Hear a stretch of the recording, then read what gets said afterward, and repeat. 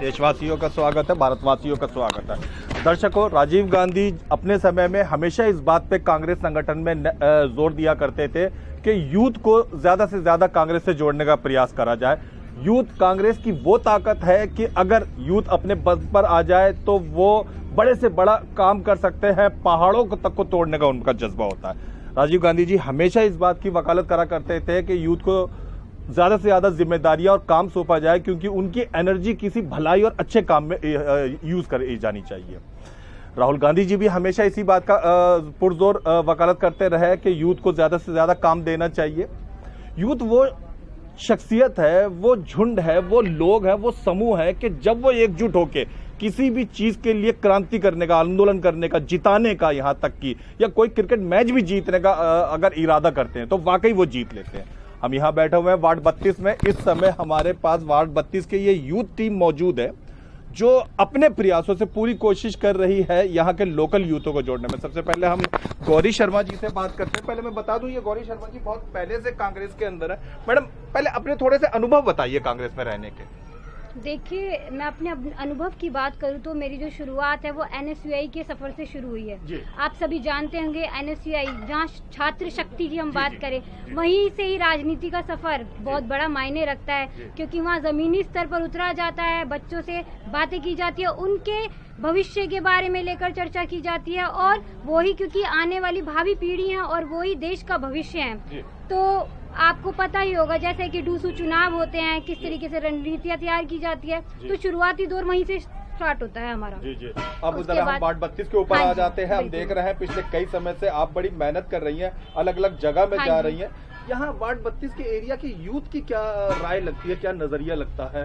यहाँ आम आदमी पार्टी भी चुनाव लड़ रही है, बहुजन समाज पार्टी भी लड़ रही है, कांग्रेस भी और बीजेपी भी पूरी जोर शोर से, तो आपका क्या लग रहा है? देखिए, मैं बात करूँ ना, जो मेमवती बरवाला जी हैं, इनका जो कार्य है 10 साल का पिछले, बेहद ही सराहनीय है।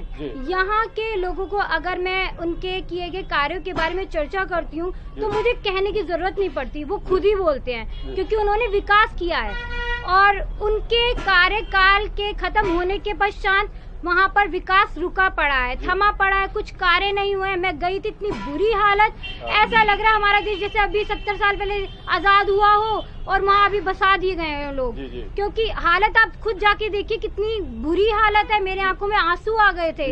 इतनी बुरी तरह सुअर वहाँ बैठे हुए हैं, एक बच्चे जहाँ खेल रहे हैं, वहाँ नदी नाले सब कुछ बह रहा है। ऐसी जगह पे कौन रहना चाहेगा? आप ये बताइए, कोई नहीं रहना चाहता यहाँ पर। तो हम भी एक इंसान है और वो भी इंसान है, माना कि वो कम अपनी एबिलिटी के अकॉर्डिंगली गरीब है, लेकिन इस तरीके से लाचार नहीं छोड़ सकते। और यहाँ पर अच्छी जिंदगी का हक गरीब बिल्कुल को भी है, हर एक इंसान को है ना। बुनियादी जरूरतें मिलनी चाहिए, रोटी, कपड़ा, मकान, ये हमारी 3 बुनियादी जरूरतें हैं, तो वो पूरी होनी चाहिए ना। तो वहाँ हालत इतने गंदे हैं। वोट मांगने तो हर कोई आ जाता है, कहने का यही उनका, और मैं भी बात करूँ तो ठीक है, लेकिन वो इंसान जो वहाँ काम कर चुका है ना, उसकी आवाज वहाँ पर लोग खुद ही बोल रहे हैं कि हाँ भाई, मेमवती बरवाला जी ने काम किया है, तो हम उनको वोट करेंगे। एक महिला की आवाज बनकर उभरी है वो महिला, उन्होंने महिलाओं के लिए बहुत सारे सराहनीय कार्यक्रम, प्रोग्राम, बहुत सारी चीजें करी है। पूजा जी के ऊपर आएंगे। पूजा जी, दर्शकों को बताना पसंद करूंगा कि करोल बाग में जो है वो काफी मेहनत कर चुकी है चुनाव के समय में। पूजा जी, करोल बाग में आपने काफी पता चला लंबी मेहनत करी और वहाँ की जनता से भी आपने रूबरू हुई। अब आप यहाँ जे कॉलोनी में आई हैं, यहाँ की लड़कियों में आपने क्या महसूस किया? कैसा यूथ लड़कियाँ जो रही, थोड़ी गरीब सी हैं? देखो, यहाँ पे सबसे बड़ी समस्या जो है वो है सफाई की। जी। सीवर लाइन्स यहाँ पे है नहीं। जी। नाले डले हुए हैं। जी। MCD के सफाई कर्मचारियों ने हड़तालें कर रखी थी। जी। सफाई हो नहीं रही थी। जिम्मेवार थी बीजेपी की सरकार। जी। वो केजरीवाल पे इल्जाम लगाते हैं, केजरीवाल उन पे इल्जाम लगाते हैं। वो कहते हैं ना, चोर चोर मुसेरे भाई। वो है मुसेरे भाई। तो विधायक जो है, जो उपकार करके हैं, वो यहाँ से रहे हैं। वही मैंने सुना है कि वही स्वैपिंग हुई है। पहले वो निगम पार्षद थे, अब जो निगम पार्षद थे वो एमएलए बन गए हैं और जो एमएलए थे वो निगम पार्षद का चुनाव लड़ रहे हैं। तो इनका आम आदमी पार्टी का खेल तो यही समझ सकते हैं। जहाँ तक मेमवती बरवाला जी का सवाल है, 10 साल ये यहाँ से निगम पार्षद रही हैं, फिर ये सीट चेंज हो गई थी, एससी हो गई थी। हमारी मेमवती बरवाला जी जनरल कैटेगरी से हैं, तो फिर इनके जो छोड़े हुए काम थे वो इस पार्टी ने जो भी यहाँ चुन के आया, चाहे वो बीजेपी से था या आम आदमी से था, उसने कंटिन्यू नहीं करे। तो अब हमने जनता के बीच में यही बात रखी है कि आपकी सेवा करके गई है 10 साल, महिला हैं, महिला होने के नाते आपके दुख, महिलाओं के दुख दर्द, जो महंगाई का सामना महिलाओं को करना पड़ रहा है कि पिछले इसी महीने में फरवरी में 2 बार सिलेंडर के दाम बढ़ा दिए गए हैं, पेट्रोल 100 से पार हो गया है इंडिया में। तो इन सब छोटे मेन मुद्दा तो हमारा महंगाई और सफाई का है यहाँ पे लेके, और पेंशन्स भी यहाँ पे काफी लेडीज पेंशन से परेशान है। लड़कियां भी यहाँ पे मेन तो सफाई के ही रीजन देती है कि आप हालत देखो, जहाँ सुनने को मिला यही मिला।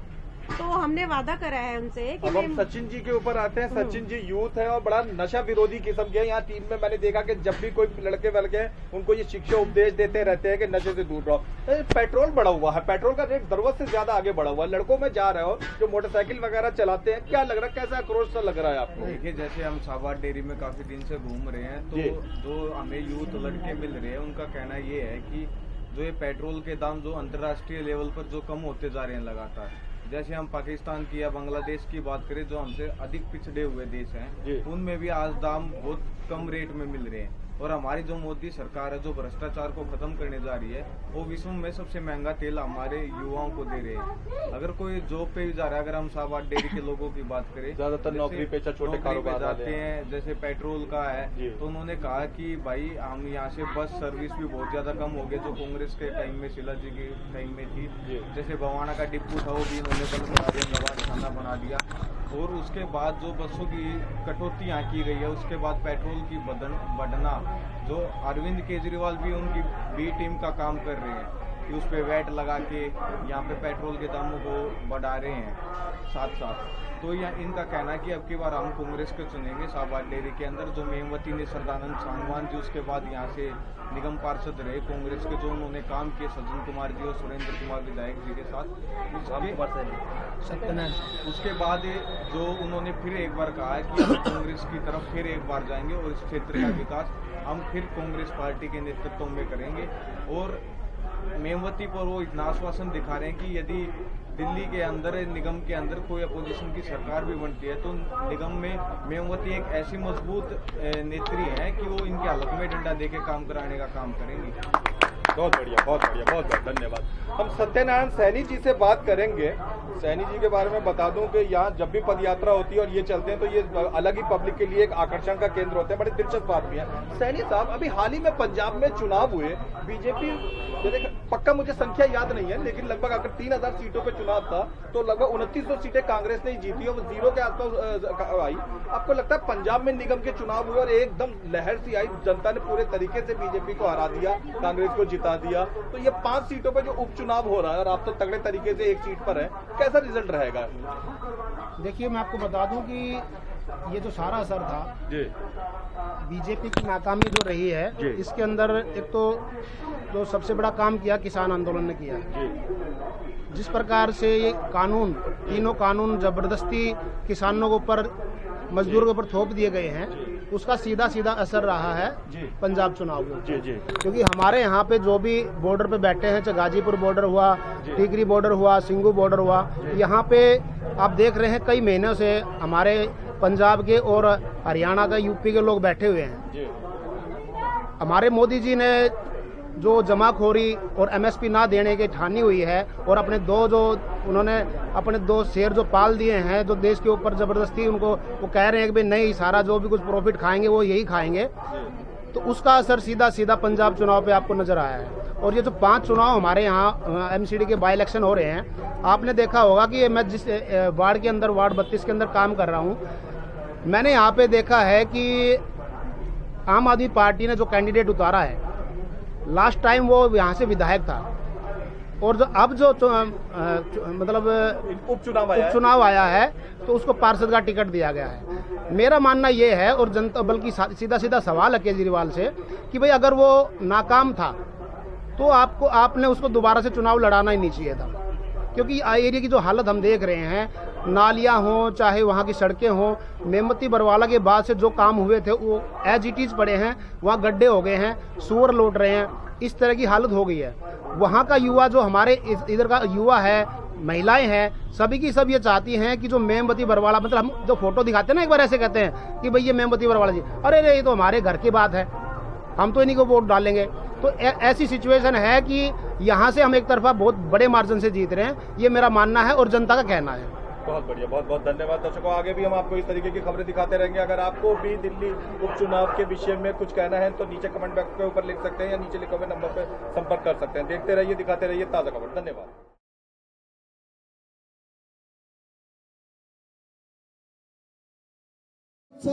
मेमबत्ती को टिकट मिलने के बाद यहाँ की महिलाओं में है, और उन्होंने ये प्रण ले लिया है कि हमने इस बार कुछ भी हो जाए मेमबत्ती बरवाला को जिताना।